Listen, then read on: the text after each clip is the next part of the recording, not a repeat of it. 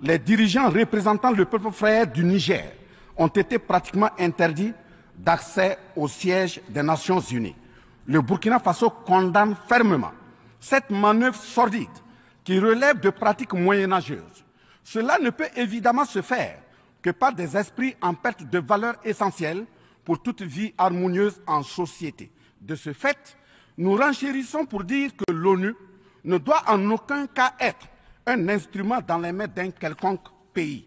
Les leaders panafricanistes qui se sont battus pour l'unité africaine, nos grands-parents qui sont tombés dignement sous les des colons, les dignes fils africains qui se sont sacrifiés pour l'honneur sur le continent et qui ont lutté férocement contre la traite négrière et le néocolonialisme ont eu leur sommeil de guerriers perturbés pour avoir entendu qu'une poignée d'enfants égarés de l'Afrique tiennent le Niger, telle une boule de coton, à l'envahisseur afin qu'il y mette le feu. Oui, cher continent africain, une poignée de tes enfants a décidé de t'humilier et de te vilipender à travers le mensonge éhonté d'État, en commençant par le Niger. Par conséquent, je lance un appel vibrant et solennel au peuple sénégalais, béninois, nigérien, ghanéen, tchadien, ivoirien, comorien, bissau-guinéen et tous les peuples d'Afrique à se mobiliser davantage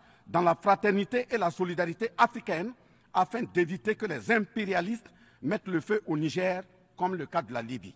Monsieur le Président, Monsieur le Secrétaire général, distingué personnalité, j'insiste à cette tribune de l'ONU et devant le monde entier que la CEDEAO, l'Union africaine et l'ONU doivent impérativement se muer en des organisations véritables des peuples en lieu et place de structures d'une minorité de chefs d'État. Elles ne doivent pas être utilisées et instrumentalisées pour déstabiliser des pays frères en assassinant leurs leaders. Ce n'est qu'à ce prix que la charte de l'ONU et le droit international auront un sens. Enfin, parlant de la charte de l'ONU et du droit international, un conflit entre la Russie et l'Ukraine est entretenu et voulu par certaines puissances. Ainsi, plusieurs pays occidentaux, notamment les États-Unis et l'Union européenne, y ont déversé toute sorte de soutien, notamment militaire. Les populations civiles ukrainiennes, engagées comme volontaires, dont certains pilotent même des chars, sont félicités et traités de patriotes. Le Mali, le Niger et le Burkina Faso font face à une guerre qui leur a été imposée par l'impérialisme sous le couvert de terroristes de tout acabit, sémant terreur et désolation. Malgré l'existence de cette même charte des Nations Unies, avec ses principes d'égalité, de justice d'une part, et d'autre part, le même droit international invoqué à cette tribune de l'ONU, il y a nettement un fossé abyssal dans le traitement des questions. En effet, prenant le cas du Burkina Faso, les populations civiles, face aux incursions des terroristes, ont décidé de s'engager aux côtés des forces de défense et de sécurité. Le mensonge d'État, l'hypocrisie diplomatique, la boulimie du pouvoir, la recherche effrénée du gain, l'esprit démoniaque de domination et d'exploitation de l'homme par l'homme sont les vrais plaies qui gangrènent notre vivre ensemble et font courir toute la société à sa perte, y compris donc notre organisation, l'ONU. Son Excellence, M. Antonio Guterres, secrétaire général de l'Organisation des Nations Unies, Son Excellence, M.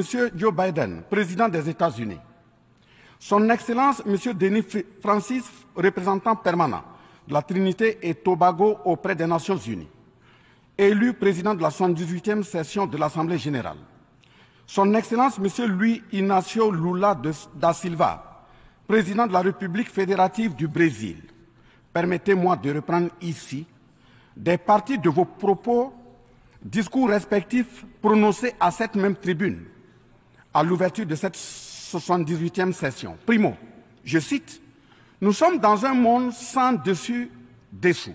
Pauvres jonchent les plages où des milliardaires se prélassent. » Pour la deuxième personnalité, je cite, « Nous sommes à la croisée des chemins. Nous avons une cause commune, à savoir léguer à nos enfants un monde avec un bon climat social. » Fin de citation. Pour la troisième personnalité, je cite, « Malgré les difficultés, nous pouvons nous en sortir. Ce ne sont pas les capacités qui manquent, mais la volonté politique. Sinon, nous pouvons apporter le progrès et la paix pour tous. Fin de citation.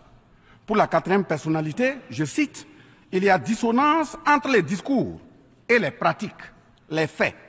Le Conseil de sécurité de l'ONU est paralysé. L'ONU doit assumer ses fonctions d'un monde solidaire et équitable, conformément aux principes édictés dans la Charte. Cela suppose qu'on ait le courage de lutter contre les inégalités. » Fin de citation. La quintessence des expressions de ces quatre autres personnalités signifie clairement que les inégalités dans le monde sont voulues, sinon qu'avec un minimum de courage et de volonté politique, nous pouvons, à défaut de les éradiquer, les amenuiser à leur congrue expression. En effet, chaque année, les discours pleuvent au même titre que les promesses et engagements.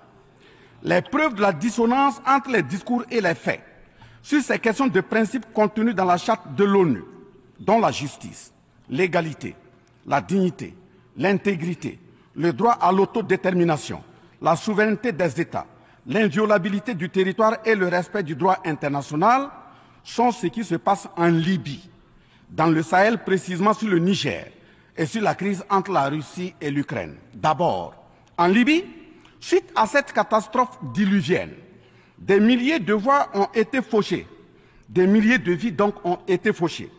Pour badigeonner nos consciences de tranquillité transparente, chaque nation se précipite pour présenter sa compassion, sa solidarité. C'est certes pour donner l'impression que nous vivons en société et que nous défendons des valeurs. L'honnêteté intellectuelle recommande et l'histoire des consciences nous reflète que nous devons présenter nos sincères excuses au peuple libyen pour avoir été, collectivement et individuellement, par passivité condamnable ou par complicité active et inacceptable, aux côtés des qui ont été la première catastrophe anthropique en Libye. C'est cette catastrophe qui a mis la Libye à genoux en la saccageant et son guide avant que les eaux de déluge ne viennent l'endeuiller davantage. Et malheureusement, à la tête de cette catastrophe humaine était l'ONU sous la résolution 1970 et le silence coupable voit la complicité de la CEDEAO et de l'Union africaine.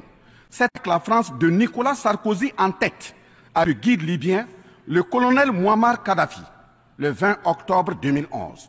Si les condoléances au peuple libyen avaient un minimum de bon sens et sans hypocrisie, cette diplomatie n'aurait jamais lieu autour du cas du Niger pour y créer une Libye bis. Ensuite, pour preuve que les relations internationales sont teintées d'une haute hypocrisie diplomatique, dénudées de conscience, de morale, de dignité, d'intégrité, de justice, donc de paix, ce sont encore les mêmes gesticulations dans un aliment scandaleusement mou qui s'agitent comme des fauves autour de leur proie blessée pour la dévorer.